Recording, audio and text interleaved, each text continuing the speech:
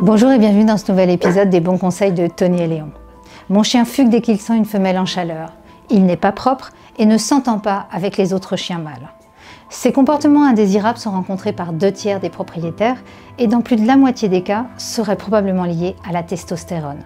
Alors est-ce que la castration peut venir à bout de ces comportements indésirables? Nous allons en discuter avec mon confrère, le vétérinaire Bertrand Cheffneux.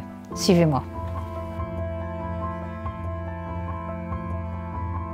Bonjour Bertrand. Bonjour Valérie. Je te remercie, contente de revenir te voir. Merci. Alors aujourd'hui, je vais te parler d'un sujet très mâle qui concerne la castration des chiens pour savoir et revenir un peu sur les idées reçues que l'on a, si ça peut changer des comportements indésirables chez le chien mâle. Et puis après, on parlera un petit peu de l'adaptation de la nutrition aussi suite à l'opération. D'accord. Alors première question Bertrand, à partir de quel âge peut-on envisager de castrer un chien? Alors de toute manière, on va laisser le chien avoir une croissance normale et donc on va le laisser arriver à l'âge adulte avant d'envisager de le castrer. Donc en fonction des races, ce sera plus ou moins tard qu'on pourra commencer à songer à une éventuelle castration. On va parler des pour et des contre juste après. Maintenant, évidemment, on peut commencer vers l'âge de 6 mois pour les petites races. Voilà, parce qu'évidemment, les grandes races ayant une croissance plus longue, là, on attendra qu'elles aient au moins 1 an avant d'envisager quoi que ce soit. Au moins, oui. Voilà. Donc, j'allais te poser ensuite une autre question. C'est une opération de convenance, la castration dans le milieu vétérinaire. Ça veut dire qu'on est assez habitué à faire cette intervention. Est-ce qu'en 2 mots, tu peux nous expliquer comment elle se passe? Et on imagine bien que c'est sous anesthésie générale. Combien de temps tu gardes l'animal? Est-ce qu'il revient te voir après l'opération? Effectivement, c'est ce qu'on appelle des opérations de convenance, les stérilisations, parce que c'est des opérations que l'on fait assez régulièrement et qui sont très très bien gérées en routine par vos vétérinaires. Après, effectivement, ça se fait sous anesthésie générale. C'est une hospitalisation de jour. Normalement, l'animal ne reste pas hospitalisé à la clinique suite à cette opération. Évidemment, il y a une cicatrice, des fils, donc un contrôle post-opératoire quelques jours après sa sortie et un retrait de fil en fonction de la technique utilisée, environ 10 à 15 jours après la chirurgie. Donc, on va revenir sur le terme castration. La castration, ça consiste donc à retirer les testicules. Exactement. Voilà. Donc, là, ce qui veut dire retrait des testicules, donc production de testostérone qui ne sera plus identique à avant. Est-ce que les propriétaires de chiens sont conscients que la testostérone chez les chiens mâles a une influence sur le comportement? Alors, pas toujours, parce qu'ils ne sont pas spécialement au courant de ce qu'est la testostérone et ce qu'elle peut en être, quelles peuvent en être les conséquences, mais effectivement, cette testostérone, donc, qui est l'hormone sexuelle mâle principale, qui est sécrétée par les glandes sexuelles, va effectivement venir jouer sur certains comportements. Alors, avec beaucoup de guillemets, et attention à tout ça, parce que ce n'est pas la seule chose qui joue dessus. Voilà, donc quand on parle de « mon chien est fugueur, il ne supporte pas les autres chiens mâles, dès qu'il sent une femelle en chaleur, on ne peut plus le contrôler, ou alors il est malpropre », oui, la testostérone finalement peut avoir un rôle sur ces comportements indésirables, mais pas à 100% non plus. Alors effectivement, les hormones sexuelles mâles vont être responsables du développement des caractères sexuels secondaires du chien. Et parmi ces caractères sexuels secondaires, il y a évidemment l'attirance pour les femelles, le marquage du territoire, la dominance, certaines choses comme ça.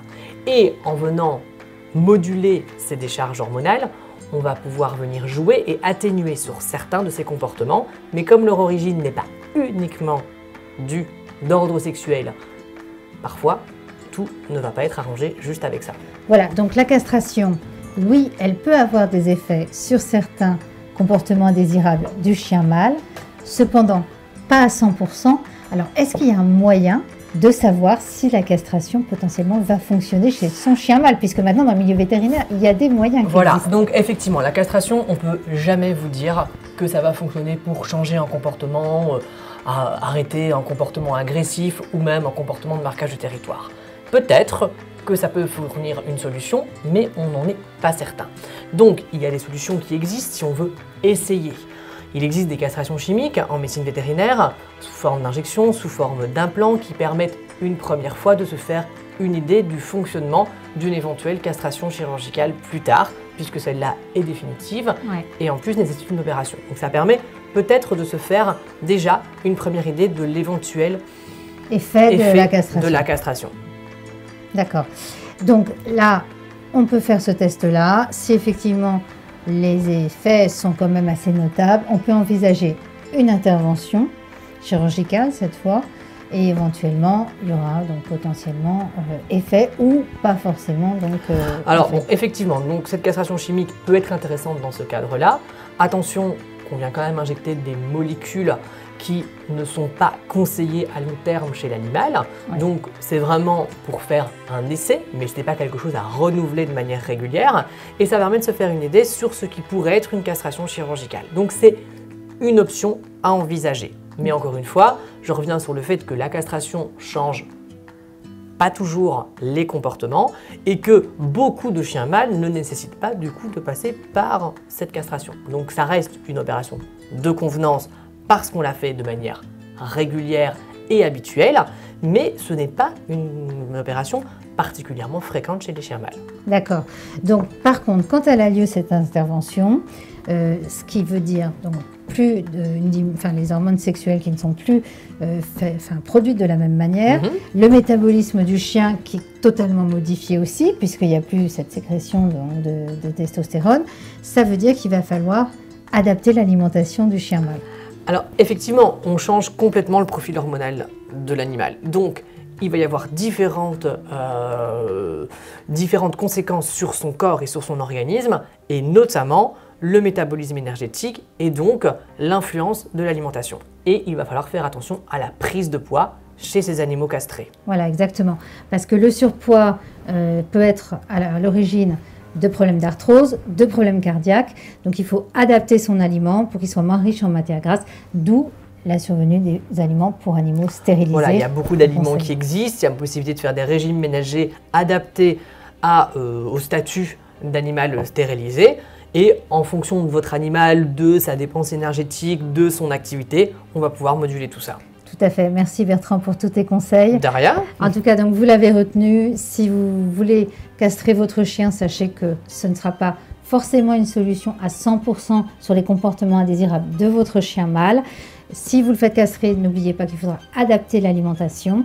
En tout cas, j'espère que cet épisode de Tony et Léon vous a plu, vous sera utile. N'hésitez pas à partager si vous l'avez aimé.